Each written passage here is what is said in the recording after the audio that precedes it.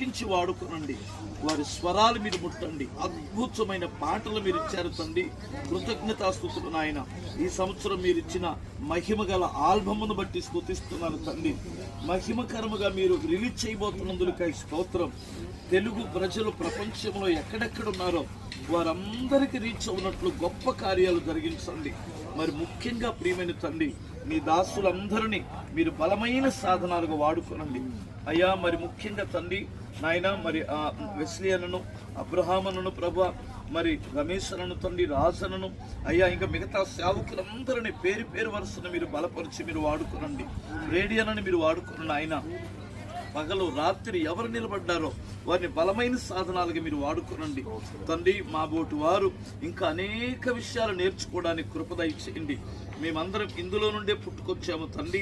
మీ కృపను బట్టి మా ఎడల మీరు చూపుతున్న భాగ్యమును బట్టి కృతజ్ఞతాస్తుతులు నా తండ్రి. మా ప్రభువా, మాకు మాదిరికరముగా ఈ సంస్థను ఉంచారు.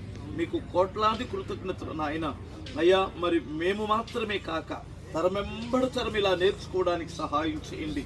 ఈ సంస్థను ఇంకా మీ రాకడ వరకు అంచెలంచెలుగా అభివృద్ధి పరిచి కోట్ల మంది ప్రజలను మీ రాకడకి సిద్ధపరచుకున్నామని, మరి ముఖ్యంగా అన్నకు సంపూర్ణమైన ఆరోగ్యాన్ని ఇవ్వండి, బలమైన అభిషేకమునివ్వండి నాయన. ఆ జ్వరము, నీరసము, బలహీనతను తొలగించండి. నూతనమైన శక్తితో దీర్ఘాయువుతో నింపమని యేసు క్రీస్తు నామమున అడుగుచున్నాను తండ్రి. ఆమేన్.